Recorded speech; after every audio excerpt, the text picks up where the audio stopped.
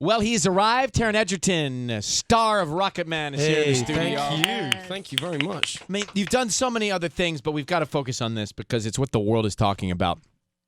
You play Elton John in this fun musical / biopic. I mean, it's a hybrid of sorts, isn't it? It is. It's a strange animal. It's quite difficult to pin down. It is the story of Elton's life, but it's this kind of fantastical, trippy, kooky, weird way of telling the story. So it's a musical, but people float off the ground, people sing underwater. Yeah, an orchestra appears in a child's bedroom. It's cool. It's very cool. And when you go see this, listen to the songs because Taron is singing the songs. That's his voice on all those huge Elton hits. Yeah, I had no idea. No, that was, I guess, what originally excited Matthew Vaughan, our producer, about the idea of me playing him was this idea that I would sing everything myself. I think because it's a musical, it's sort of a prerequisite, really, and I'm not the only actor who sings. Richard does, Jamie does, Bryce Dallas Howard, they all do bits too, but yes, I do the lion's share. And so when you sing an Elton song, one that is so iconic, is he sending you feedback and notes after it's recorded? It's funny you should say that because that's the one thing that I really felt like I needed his feedback on. So the acting and the scenes are that's your wheelhouse. That's my wheelhouse. Exactly, that's my wheelhouse. I know where I am with that stuff. But the singing, that's not my trade really. So I'd send him rough mixes of things, as we were developing them. But he was just always so excited by what we were doing. Giles Martin, the music director of the film, is an incredibly talented producer. And some of the songs we've really reimagined, some less so, some are more faithful. Mm-hmm. But we've re-recorded everything and tried to be as fun as we can. What would you say when you think back to sort of the beginning of this for you? What were there any hesitations? What were the things that went through your mind before you signed on to something like this? I mean, he's such a force of nature, and if you watch him, especially in the 70s when he was operating at full tilt, he's such a whirlwind. And I think I had fears that I couldn't fill those boots, and also the rockier singing in the movie. So things like Pinball Wizard, Saturday Night's All Right for Fighting, Benny and the Jets. I didn't really, I've been a bit of a ballad singer for a while, but not that kind of rock stuff is tough, and it took a long time for my voice to get there. Yeah. And I always remember that one of the last things we recorded was Pinball Wizard, and I sent it to the big man, and waited with bated breath, and he just emailed back. He just said, "Okay, you've got it now," and it was like so validating, because it took some time to get there. Yeah, that's the greatest. Taron Egerton is here. Rocketman, it's in theaters today. He gives you his diaries from the early to mid-70s. That ain't one you want to spill coffee over, is it? These are the originals. Yeah, they're the originals. Yeah, and no one really outside his closest had read them. Yeah, they're so hilarious. He's very economic in his writing style. So it'll be like, the washing machine's broken. Wrote Honky Cat. And that's a day. That's a day in the life. Where's the between? Like, come on, I need some meat. But no, he doesn't. He could do it like that, couldn't he? He did. He's just this incredible genius. Yeah, when he writes, it just pours out of him. He says, you ask him about his process of writing songs, and he can't talk about it. He says, I don't really know. It just happens. I just play. I read the lyric, something plays in my head, and I just do it.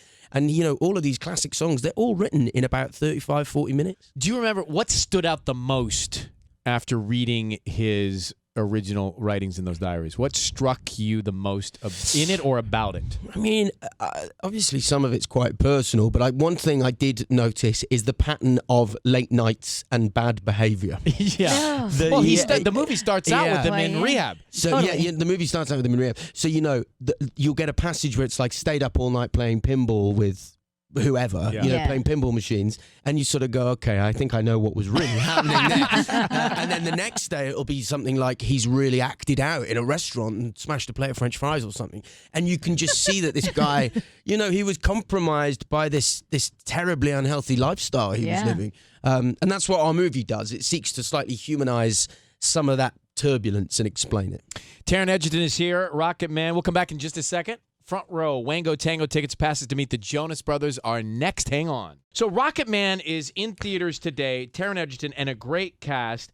Bryce Dallas Howard, who plays Elton's mom over the course of like 50 years. Yeah, right? Yeah. She's remarkable she's too. She's amazing. And really, I think does a great job of kind of making her not just the sort of villain. You can kind of see her problems as well in the performance. I don't think this gives anything away, but do you think Elton could have become the same most successful, ferociously driven Elton that he became without the trouble with his mom and parents? It's a really interesting question, isn't it? That idea of, necessity is the mother of invention. And like writers who create a great first album because they've got all of this passion and drive, and then they achieve all that money, and all of a sudden the creativity everything changes.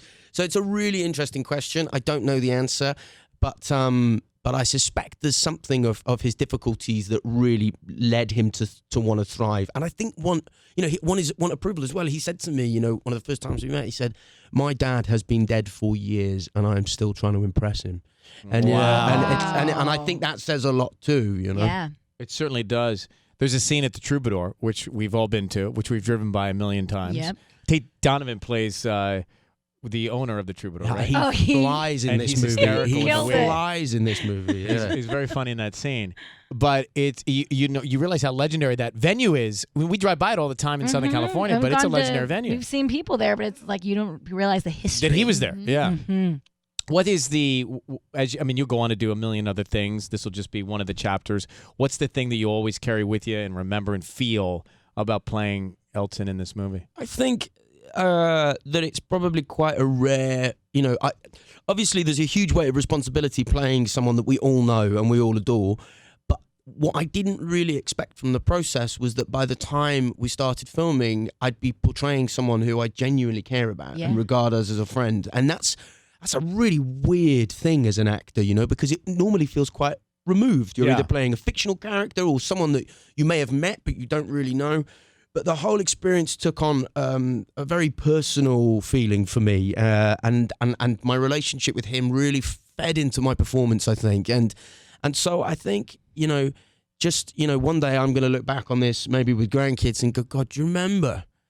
You once played Elton John, and you sat next to him when you were the first time he watched it. No, that's cool. What a memory! That's a moment. What a memory! I tell you though, when you see it, like you forget you're Taron, and you think you're watching Elton John. Oh, absolutely. It is. Well, thank you. It is thank really. You.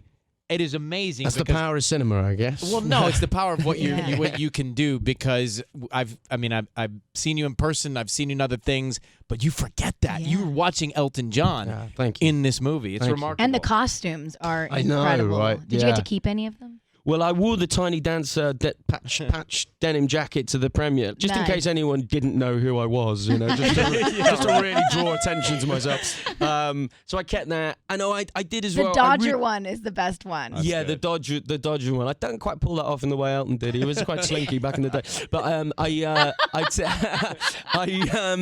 I did keep. What I did was the glasses from your song, which I always loved. They're these kind of square, very 60s boxy frames. Yes. And I really wanted them. But I realised a couple of weeks before Elton's birthday this year, I was presented to this problem. And that problem was, okay, so you're friends with Elton John. What on earth do you get Elton John for his birthday? Right. Yeah. So I asked the studio for those spectacles, and I had his reading prescription placed in them. Wow. And so I gave them to him for his birthday, and he carries them with him everywhere. That's fantastic. And he wears them when he does his crossword. He does crosswords every day. Oh.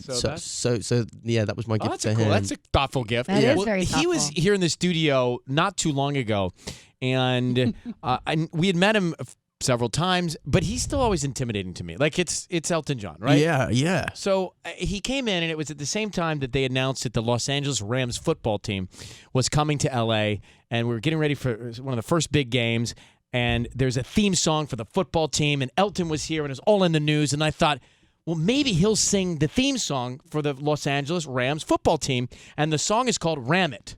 Right. And so I said to Elton, sorry to ask you to just, if you don't mind, would you mind? Feel I know where this is going. Hear the lyrics, and here's what he sang. Ram it. Do you know how to ram it? Oh, please just ram it. Do you know how to ram it? We will be rocking in LA, so let's ram it today. Just ram it. We are gonna ram it. Just ram it.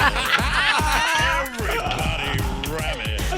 He's the man, isn't he? Say hello to the Rams today and ram it. Ram it. Ram it. What a legend. And a couple F-bombs in the process. Yes, Always a couple of F-bombs with Elton. What a man. Anyway, that did not make the film. That's an exclusive here. Yeah. Congrats. Rocketman in theaters today. Taron, great to see you, pal. Thank you so much. Yes. Thanks for having me. Thank you, guys. Congratulations.